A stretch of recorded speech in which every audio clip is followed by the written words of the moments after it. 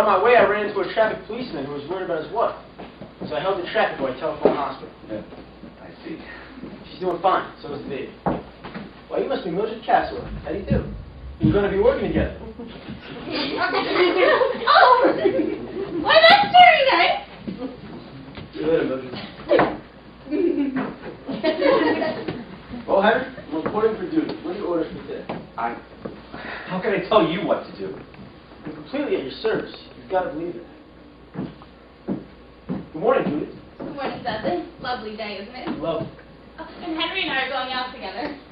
Oh, I'm terribly sorry, my dear. I find I have some appointments. What? Mr. Trevor, I have to see him. Then the board meeting. Then the junior assembly. Henry, you promised. Dudley could represent you at those meetings, couldn't he? Could I? No. No, that would never do. They expect me to be there. It would never do if I sent an assistant. Look, the trouble is, darling, you see, I can't really explain what it's... You needn't try to explain, Henry. This is the way it is. This is the way it always will be, and we've got to make the best of it. I'll tell Matilda she can have the day off for her shopping, and I'll take care of her. Julia! I see that Miss George B. Hamilton has pledged $1 million. But still has not sent a check. Never mind that. That's work for a bookkeeper, not for an angel. Oh, so you're beginning to believe that I really am one. I've got to believe it. I've reached the point where I've got to depend on miracles. Miracles just don't happen, Henry. You know, I don't know who you are or where you came from or who it was that sent you. But whatever it is, I beg you to make haste. There's no time to lose. Because the cathedral must be built? Obviously. That's the most important thing. Or because Julia must be happy. You know, Henry, it's difficult for me to help you until I'm sure what it is you really want. I don't want to be sure in my own mind. These folders are an awful mess. I'll reorganize them for you. But surely you shouldn't be bothering with such unimportant details. Well, nothing is unimportant. Remember, we are interested even in the lowliest sparrow.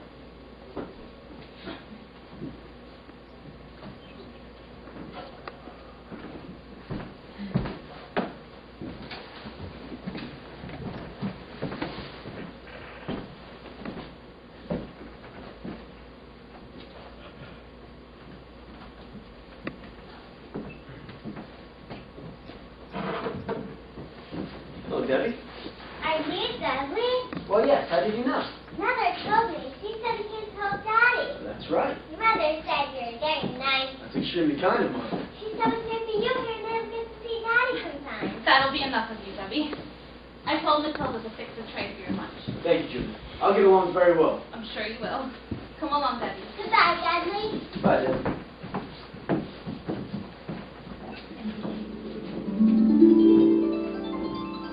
That takes care of that.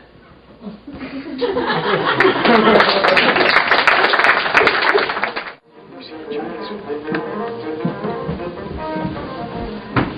the matter, Debbie? I'm going to play with the children. They don't want me. Why not? Well, that's the most ridiculous thing I've ever heard. Come on, Debbie. We'll show them how wrong they are. What's the idea of this game you're playing? This isn't a game, this is a battle. We attack the fort. The other army tries to defend it, see? I see. Well, this young lady wants to get into it. Her, she can't fight. Her father's a bishop. What difference does it make for a father? He's snobbish. How would you like to have her on your team? She's going to throw a snowball as far as I can spin. Show what you can do, Debbie. I told Miss Casway to go home. And I told Matilda not to bother and bring me a tray. Where will you go? Thought I'd have lunch at Michelle's. Never heard of it? Michelle's. It's a lovely place. We used to go there when I was years ago. How about you and I going there today? You and I? Michelle? No, I couldn't. I don't think Henry would mind. I'd explain to him that. You know, it's not that. It's just, well, Matilda's off Christmas shopping, and so I have to take care of Debbie. Well, here's Matilda now. I'll take Debbie home if you wish, Mrs. Braun. But you're shopping. I finished it. I finished it so quick, too. It was like a miracle. Congratulations, darling. Congratulations. Hey, Debbie. Yeah? Mom, we're giving out medals. Wait for me.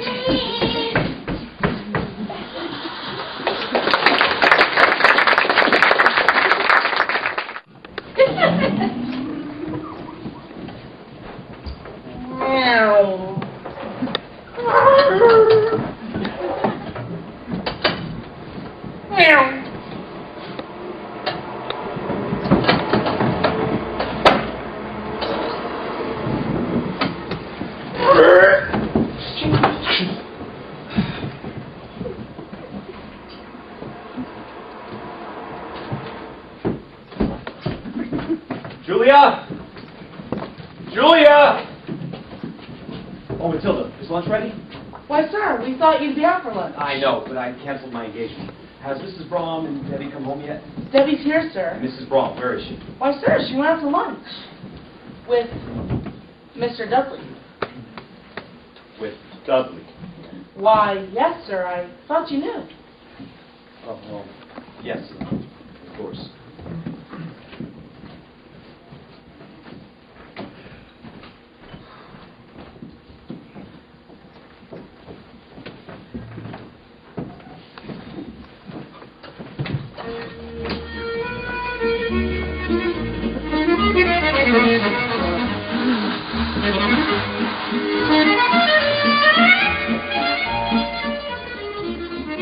It's been a long time, Madam Brown.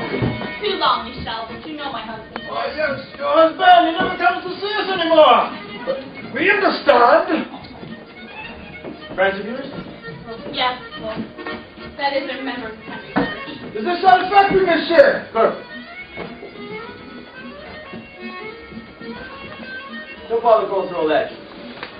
I suggest, Michelle, that you just bring us the best lunch you can think. I can see monsieur the true connoisseur gourmet. Monsieur, Madame McGrath's be interested in guinea hanger with monsieur. I have some exquisite French truffles. Je préfère les Italiens. Italian truffles? Don't be a scandal, monsieur does not know. Pas du beau boy, monsieur. J'aime les juices italiennes, mais surtout prise la victoire au blanc.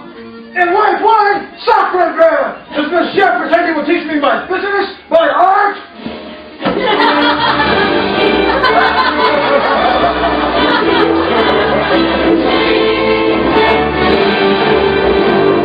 Follow me into the airboat. Allow me to do this. Let's see that. After 30 years of culinary studies, monsieur thinks he knows better than I do. Incredibly. All right, Michelle. Do as you wish, and we'll be satisfied. Well, you speak beautiful French.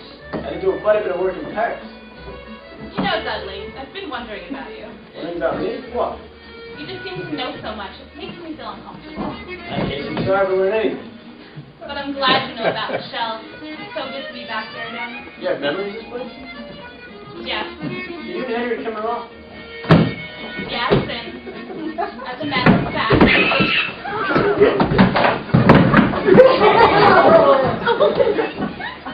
This is where we were engaged to be married. And I can understand why you love it. You like to have your palm read to me. Oh, no, thank you. Would you? No, I know too much about myself as it is. Well, then you're different, because I know very little about myself. Nice in your hands. You can do that, too. It's nothing difficult. I suppose you could read the future? There's no limits. What do you see? I never noticed. Your eyes are green. Look. I see a great deal of happiness. I see a woman who's adored. I see a rich, full life. Do you see Henry keeping me here? It's not quite clear. There's kind of fuzziness about it.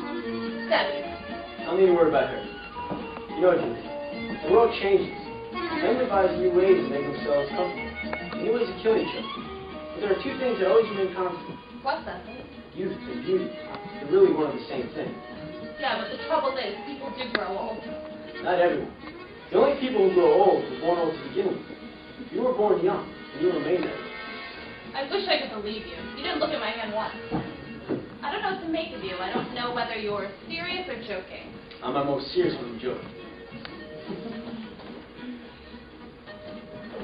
I'll get them on our side before we start lunch. Excuse me.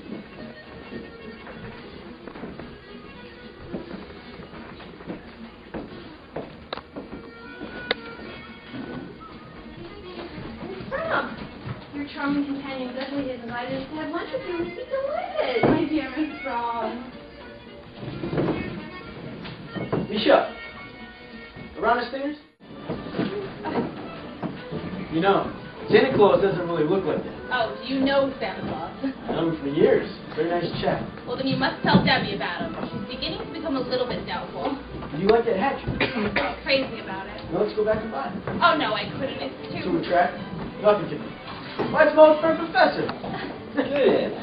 Who is this fellow? Yes, this is Dudley. The He's... professor knows me well. University of Vienna. I've been thinking about that. I don't think you ever been to Vienna in your life. This